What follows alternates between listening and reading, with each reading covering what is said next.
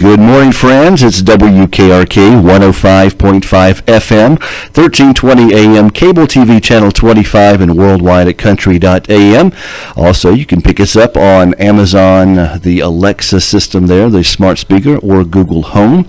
It's a Friday. Glad to be back with you. Tim Radford here on the radio, along with Sheriff Derek Palmer from Cherokee County, North Carolina Sheriff's Office. Good morning, Sheriff. How are you? Good morning. Trying to get my stuff together over here this morning. Usually you're running late. Now I'm running late. I know, right? What's up with that? I don't know. I think it's because you're all rested from vacation and out traveling the world and all those kind of things. I think I need more rest. You know, when you go on vacation, you come back and you need like a week off to recover from vacation. I think that's where I am right now.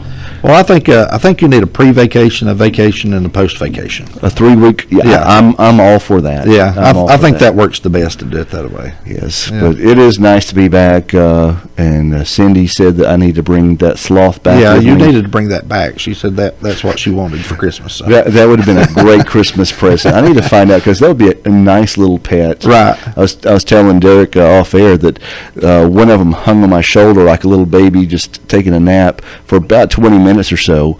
This is one of those little slow sloths, and one of them tried to bite me, but they move in slow motion, so it's like not really bite, just nibble on my finger like I had food there.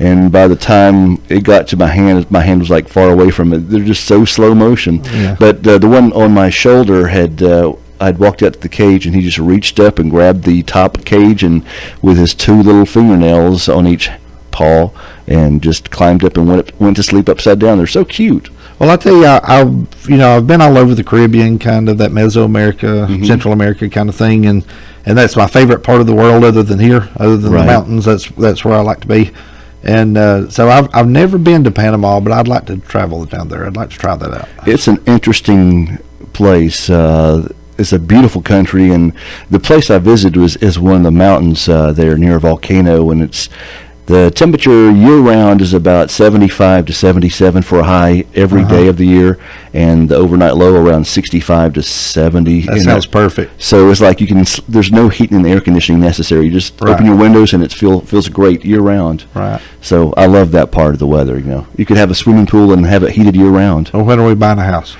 Let's go. Let's do it. There you go. You think Cindy's up for moving? She is. We have actually looked for houses in Belize and South America and different places, and Mexico. We've looked all around different places to buy a retirement home, and we've actually thought about here in 10 years or so when we retire of just selling what we have and maybe moving down there, or at least getting a rental home down there somewhere. See, if we didn't move completely away. I've mentioned that R word, the retirement. Right. They're like, why are you going to Panama? It's like looking for a good, affordable place to live that's beautiful weather for retirement. And they're like, you're too young to retire, which anyone who says that, thank you. I appreciate that. Yeah.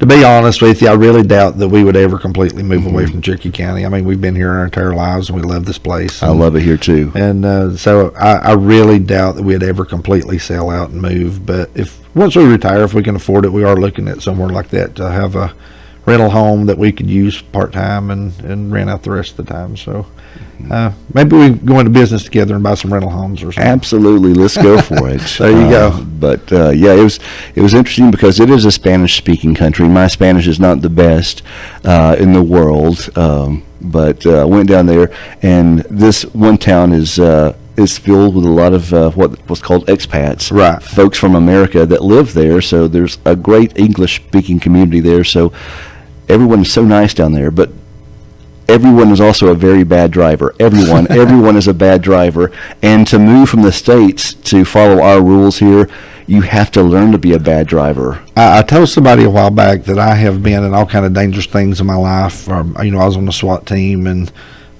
made a lot of entries into drug houses and been in different situations where there were gunfire and knife fights and all kind of sticks and all kind of different things. But I never was as scared as I was riding on a bus in Belize. There's just no loss to or a taxi in Jamaica, some of those places. So it's just kind of blow your horn, get out of the way kind of driving. So It's interesting. Yeah. So what have I missed being going? I know I missed a lot of 4th of July activities, wagon trains in Andrews, was. parades in Murphy, and fireworks everywhere.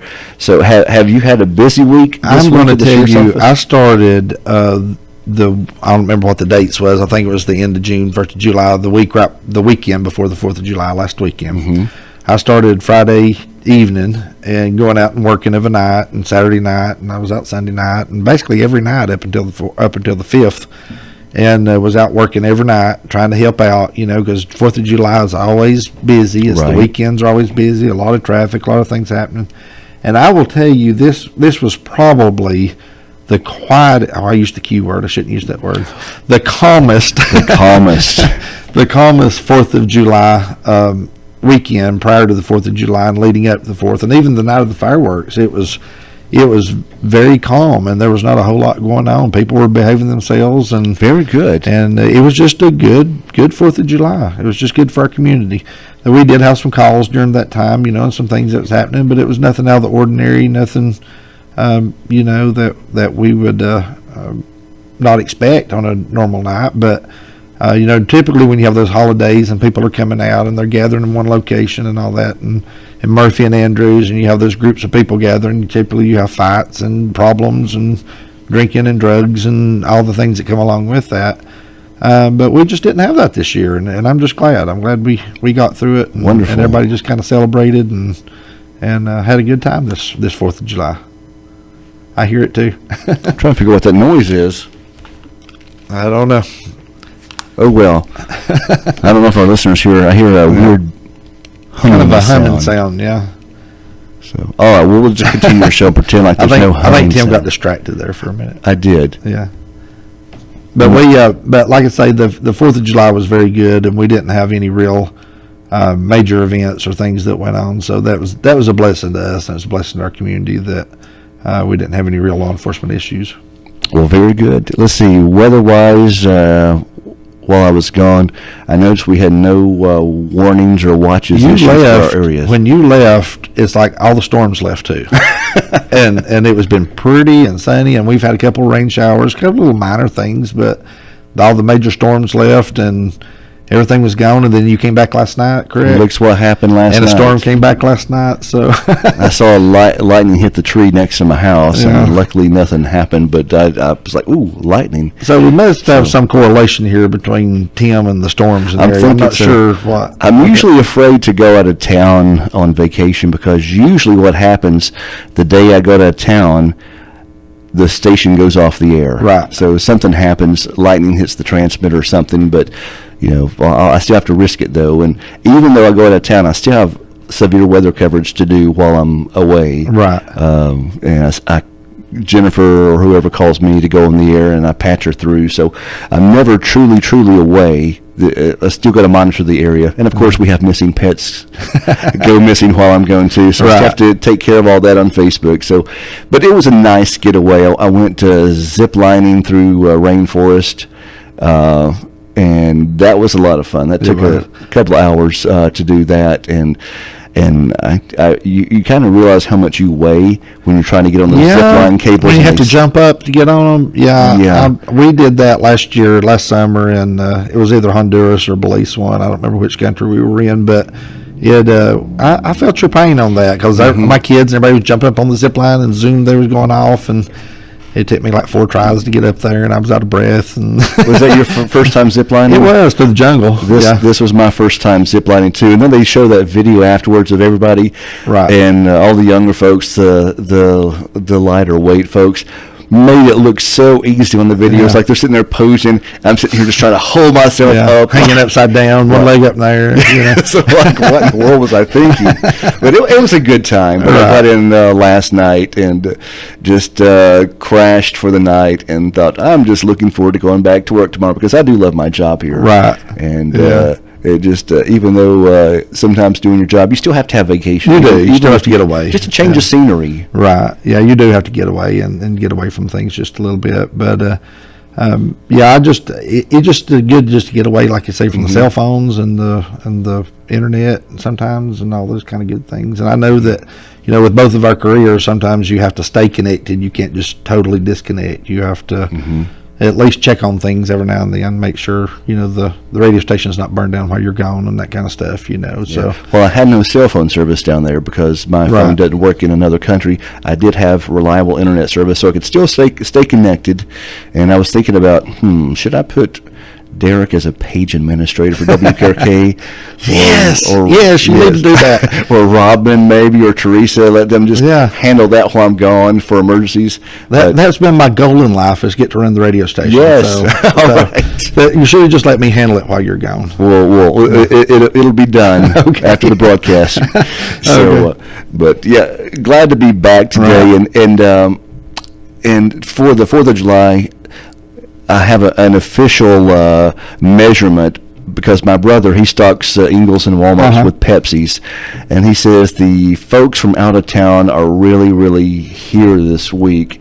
They've sold more product this year than any other year that he can ever imagine. He's been working himself to death trying to keep Pepsi on the shelf and the other products. So he goes, this year's probably been the busiest that he's seen in quite a long time. So that means, and he goes through and notices the tags in the parking lot. So we have a lot of out-of-town visitors here, and I think the better our towns get and our communities get and the prettier they get, we're just attracting more and more folks from out of town. We are, and I was talking to Dustin Smith this morning from Murphy Police Department. There was an accident down at Peachtree intersection, and we were down there with that accident, and before I left to come up here, we were talking about the traffic in the area. That I know that we've had heavy traffic, and traffic has been bad for the last few summers, kind of thing. But since the 4th of July, yesterday and Wednesday after the 4th, that I have never seen traffic, I don't think, like I've seen it the last couple of days.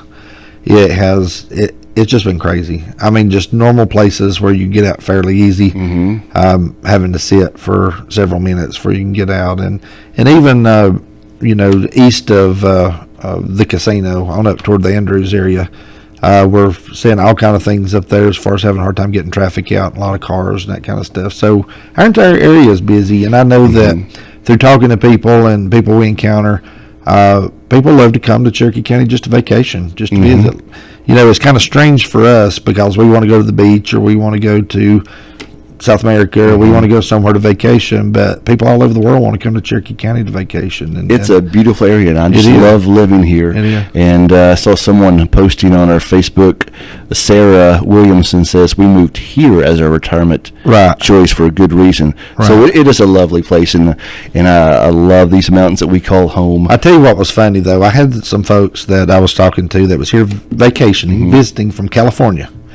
And they came here to vacation, and they had looked at places all over western North Carolina, East Tennessee, North Georgia, and they fell in love with Murphy when they got to Murphy, and they decided this is where they wanted to vacation. And so we were talking about that, and this was last week. I think it was right before you left. And the lady said, I've only got one question. And I said, what? And she said, does it storm every day at 2:30 here? Because the whole time they had been here, every day at 2:30 it had stormed. So, I said, no, it's kind of unusual. It's just we're in a pattern right now, but it'll clear up. And that is crazy. That's one thing I did learn about Panama.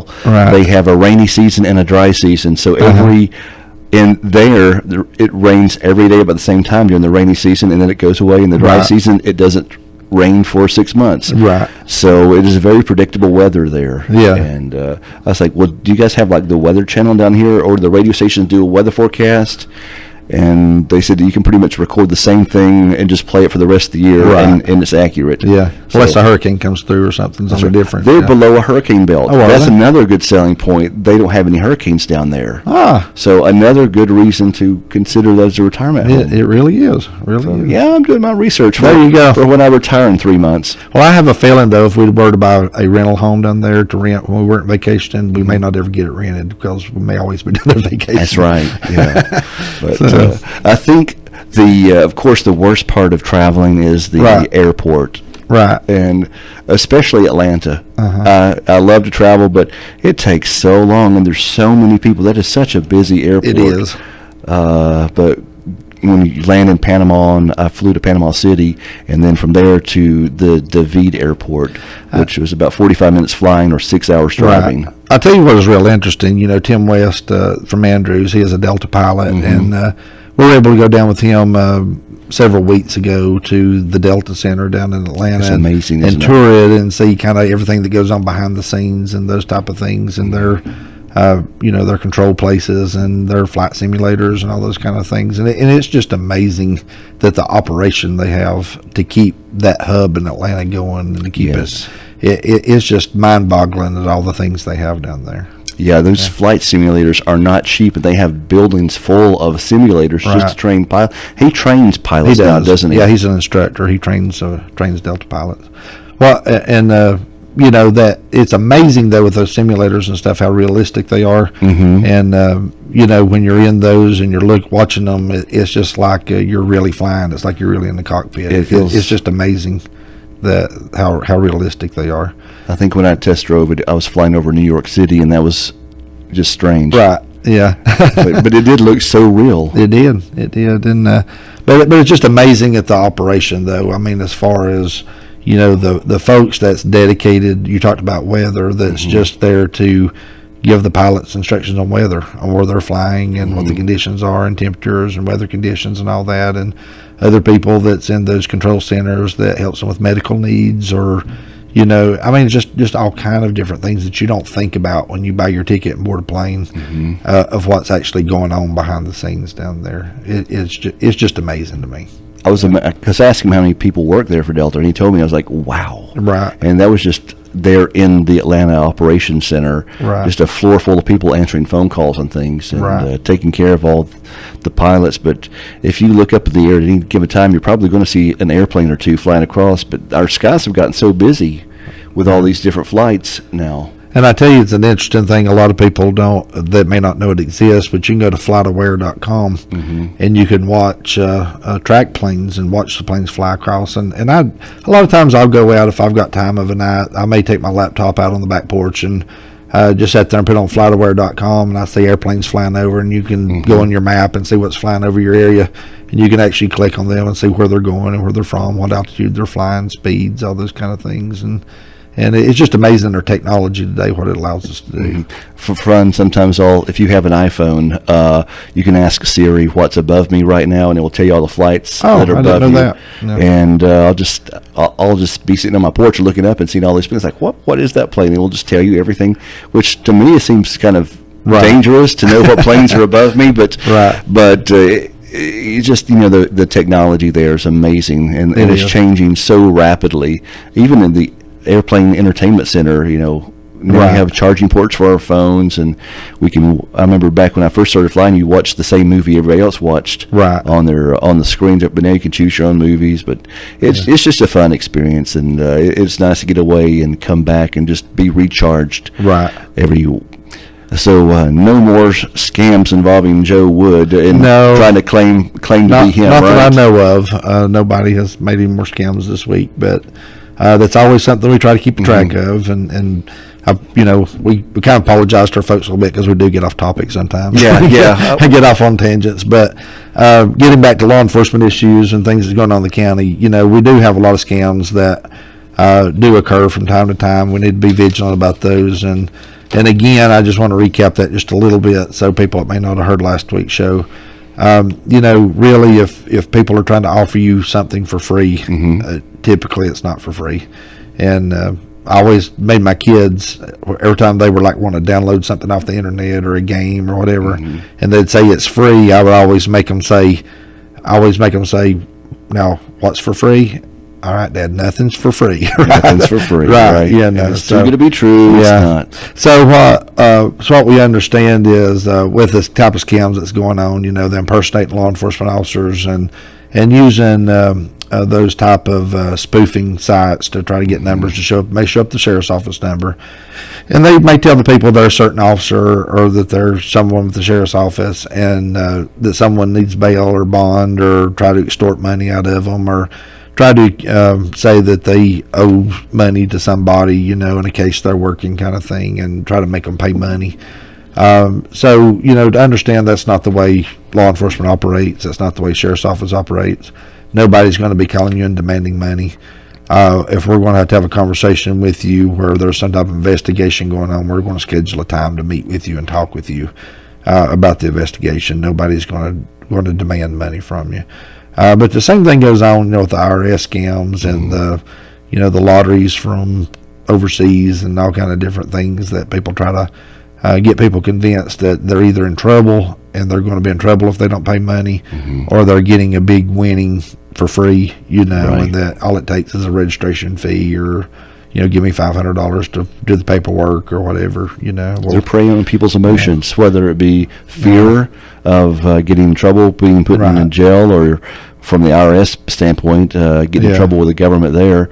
And of course, they like to use people that are in authority and that are in trusted positions. And of course, Joe Wood is a trusted person in our community, so they have used his name to try to scare people. But they are a lot more sophisticated nowadays than they used to be. Right. That is true. Scamming. That is true. And when you think about that, even like the lottery scams where they say they need $500 for registration fee. Well, if you're giving me $5 million, you can afford $500 registration fee. Yeah. You don't need my $500 to do. If you're giving me $5 million, just take it out of the $5 million and send me the rest. Yeah. So I like to remind people that and encourage people, that when you get those type of calls, they are scams. There's nothing to them. Don't give them any information. Hang up on them. If they say they're from the sheriff's office, or they say they're from the police department or the IRS or anything like that, get a name and number and call them back.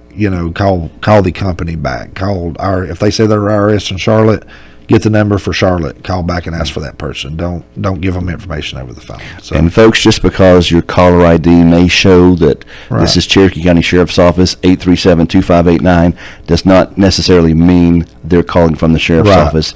They can manipulate the caller ID data that shows up on your screen. Right, so that is correct. So please keep that in mind. Yeah, that is correct. So we just like to make sure we have everybody remember that and understand that. And they particularly prey upon the elderly. The elderly generation is the generation that still comes from not wanting a bad reputation, that don't want their name smeared, and they want to do things right, and they want to abide by the laws and those kind of things. And so a lot of these scammers prey upon that generation for that, and they don't want to get in trouble. And plus that generation group where you could trust your neighbor. Right. And so, why would people do these kind of things if they didn't mean it? So we grew up in a simpler time where we could trust people more. Right. But now it's just a different time with the technology that we have and the way that we can connect to other countries so easily. Right. One other thing on here, I noticed that on the on Facebook post, somebody asked about the casino and kind of what they're doing up there. I don't know of everything they're doing, but I do know they're building a bowling alley out where the valet parking used to be, and I think they've got some other entertainment things that's going in there. And I don't know anything about a parking garage. They could have one there, but I don't know that. But I do know they do some entertainment type things that they're putting in there. I think that's supposed to be released or opened on July 18th, I think is what the date on that was. And they had some advertisement out about that, so you can check out their advertisement on the casino page. And I think they've actually got some paper magazine advertisements and stuff out about what's going in up there. So you can check those out to get that information. And they have a pretty large area of real estate up there, land. So there's plenty of room for a gradual expansion. Right.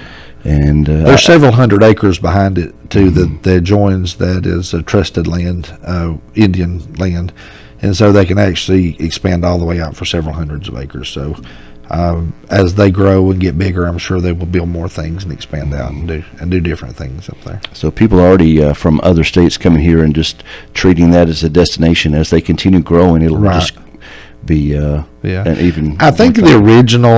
I'm not sure where they stand right now with it. I've not heard anything official, but I know originally, kind of their plan was to move the Cherokee operation that's on the reservation over at Cherokee, move that Harris Casino operation to Murphy, and turned that over in Cherokee into like a high stakes poker place that you see on on ESPN, Okay. Texas Hold'em and those kind of things, the $1 Million Hands and all that.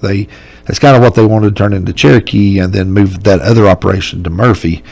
But I do know that since those plans and since they were discussing that, you had the talk about Georgia enabling casinos in Georgia, and talking about building casinos. And I think a lot of those plans were kind of put on hold to see what Georgia was going to do, to see if they were going to pass laws or not, gambling laws. And so as of right now, those laws in Georgia did not pass. They were voted down.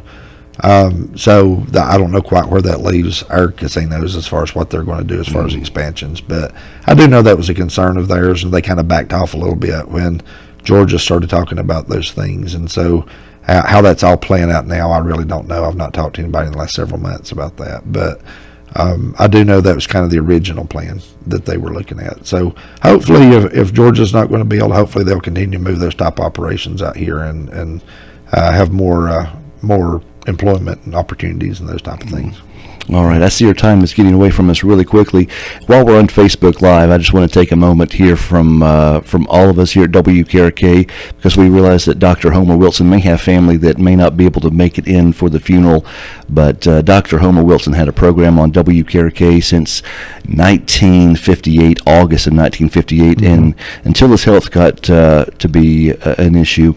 And I think that was for over 55 years he was on WKRK, and we just want to send our thoughts and prayers and condolences to the family. And as I mentioned on one nice lady's post, that heaven gained a very wonderful angel. And I know not just for WKRK, but Preacher Wilson, he really had a huge impact in our community and different churches around, and different people. I can remember as a kid listening to him preach and different revivals and churches and stuff. And so he's been a staple in our community for many, many years. And so we do want to congratulate him on his homegoing, and we want to just send our condolences out to the family, because I know he'll be greatly missed within the family. He will. Not just family, but his extended family all over the country that have grown up learning from his teachings. Right.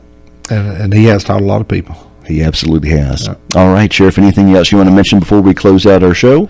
No, thank you. Just want to let everybody know that have a happy 4th of July week, and be safe out there. Be careful on the lakes and the heat, and you don't overexert yourself. And we just want everybody to be safe. All right, Sheriff, thank you very much. You are tuned to 105.5 FM, 1320 AM, cable TV channel 25, and worldwide at country.a.